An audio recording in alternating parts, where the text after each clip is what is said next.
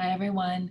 My name is Katherine Sanders. I'm from Sanders Consulting, and I'd like to walk you through my healthy work framework.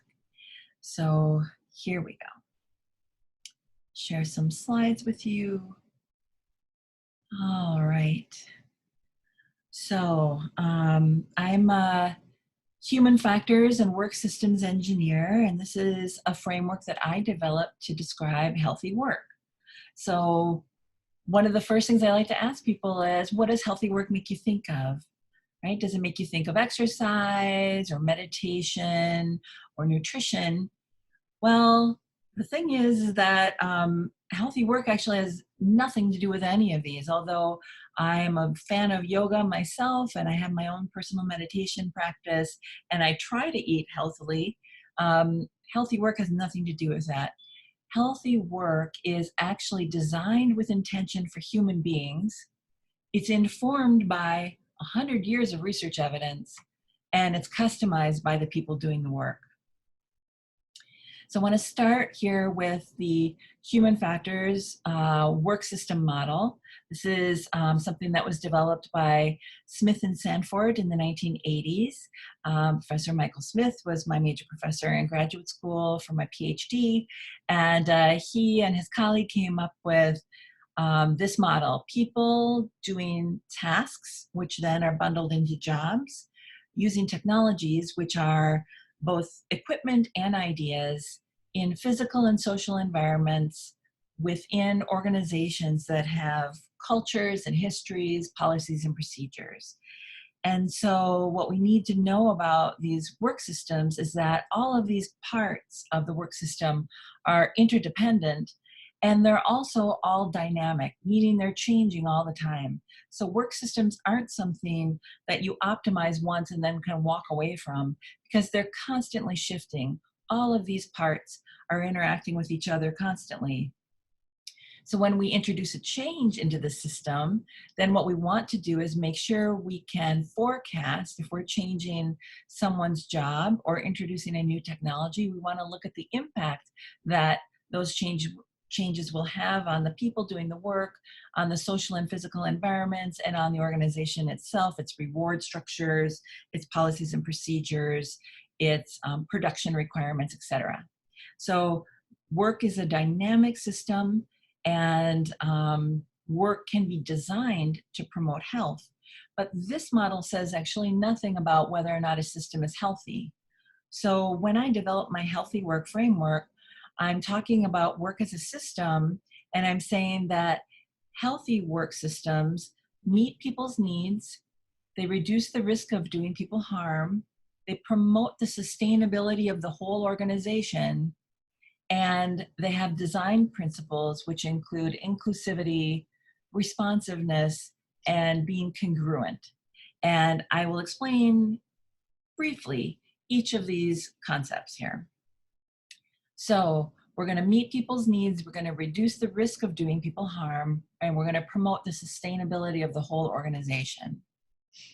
So meeting people's needs. What we want to do is design work so that people can have their own needs met. And I'm sure many of you remember from your introductory psychology class, Maslow's hierarchy of needs here. The beauty of it is that people have physiological needs, needs for safety, both physical safety and psychological safety. They have needs for love and belonging. They have needs for esteem for themselves and from others, and then needs for growth and self-actualization. And what I love so much about the design of work itself is that work itself has the potential, if designed intentionally, to help people meet all of their needs. It doesn't have to just be something that you do to make money so that you can pay your mortgage and feed your family. It can also be a place where you have a sense of belonging and a sense of friendship and a sense of esteem in what you contribute for yourself, a sense of achievement and respect from others, and a place where you grow as a person and reach higher levels of your own development. Work has the potential to meet human needs if it's designed to do so. We can also reduce risk of harm when we design work by using some of the research theory that we know about what causes harm to people at work. This is just one classic theory. It's Robert Karasik's 1979 model called the job strain model. And what Karasik did is he looked at jobs and put them in categories and then tracked the health of employees over time. And the jobs then were in categories: low demand or high demand jobs, low control or high control jobs. And control in Karasik's definition is control over resources.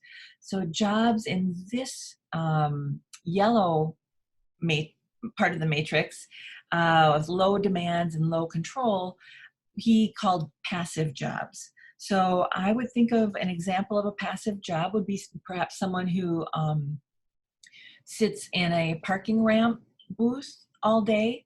They have, if the booth is not very busy, they have a low amount of demands put on them and a low amount of control. I can't leave the booth, but I'm not taxed too much, right? And so that's an example of a passive job: low demands, low control. Now, a low demand, high control job might be something like a mall security guard in a mall that's, doesn't have a lot of issues. So I'm the security guard there and I don't have a lot of demands on my time. I can decide how I want to patrol and how I want to take care of the people that go to my mall. And so I have a lot of control over my schedule and how I do things, and perhaps even how I work with my colleagues, and yet a low amount of demands. Now, things get a little trickier here when we get into the high demands part. So I'm going to start with one of the least likely scenarios, is that you have high demands and high control. And Karasik called this an active job. So this is, I have a lot of demands put on me, but I also have a lot of control over resources. So I have adequate staffing, I have adequate budget, I have the adequate amount of time. And what Karasik said is that this is actually a very motivating job. Then it's active, I have control over my resources, and you're asking a lot of me, but it brings out the best in me, and I am motivated to do my job. I can achieve, I can reach these higher levels of needs for growth and self-actualization from Maslow. What's unfortunately all too common is that I'm in a high demand job with a low amount of control over resources. And Karasik found this to be the high strain quadrant. So this is where you're asking a lot of me, but I don't have the amount of control over resources that I need. Maybe I don't have the time that I need to meet these demands. I don't have the staffing that I need to meet these demands. I maybe don't have the budget I need to meet the demands, or perhaps even the skill that I need. And so when an organization goes through a lot of downsizing and cuts a lot of positions, it's not unusual for the people who remain, who survive the downsizing, to be here in this quadrant of high strain.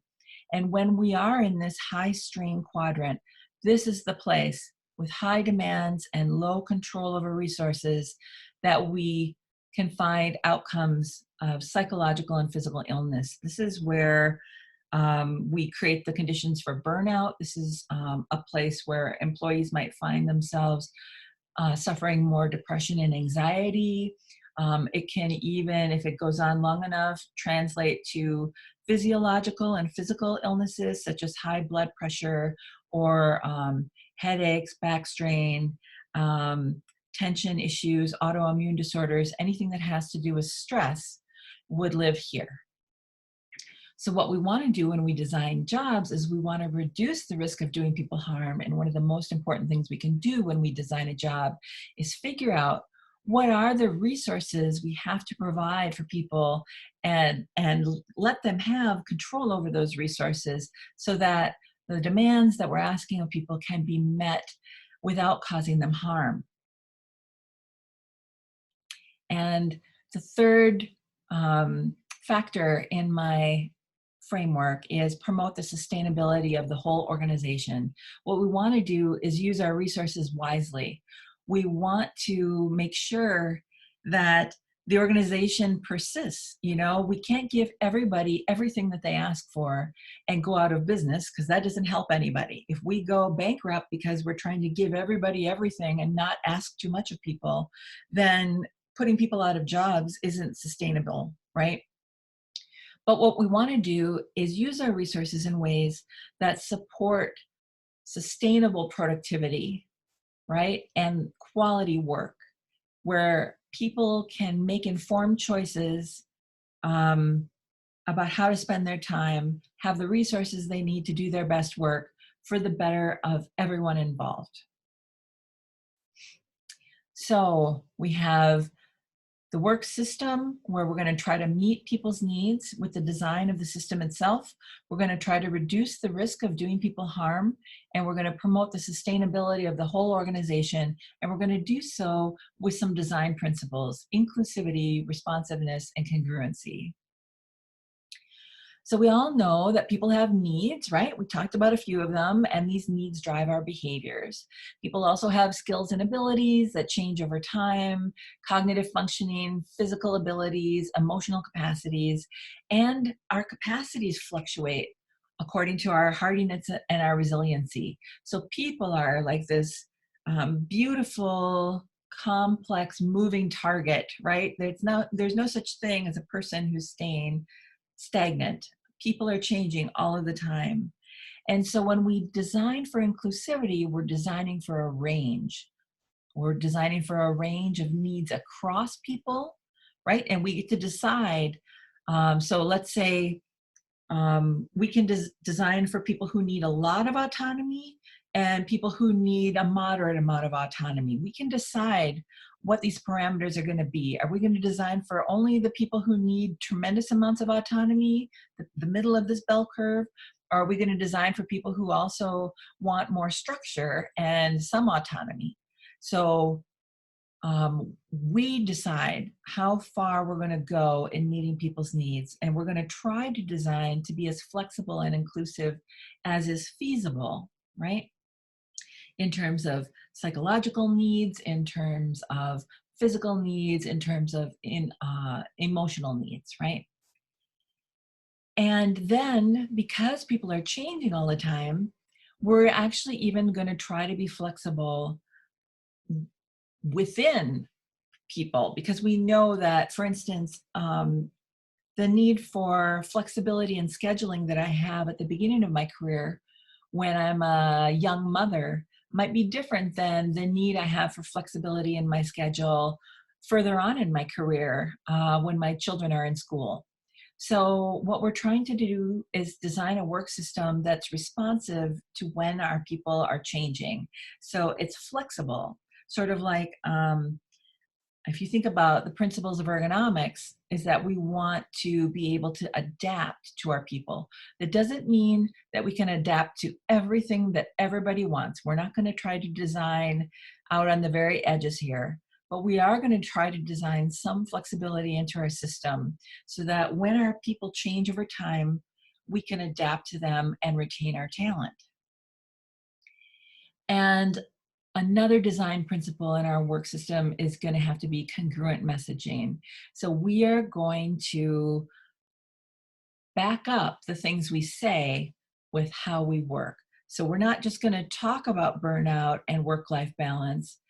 We're actually, going to do more than that. We're going to design the work so that we don't burn people out.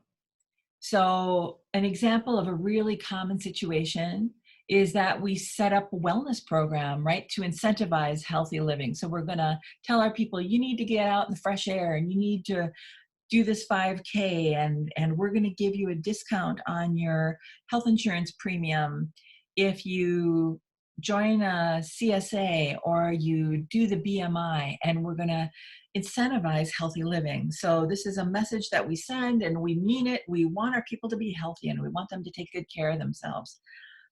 But it's not congruent if we're incentivizing all of this wellness activity and still holding people responsible for very unhealthy workloads.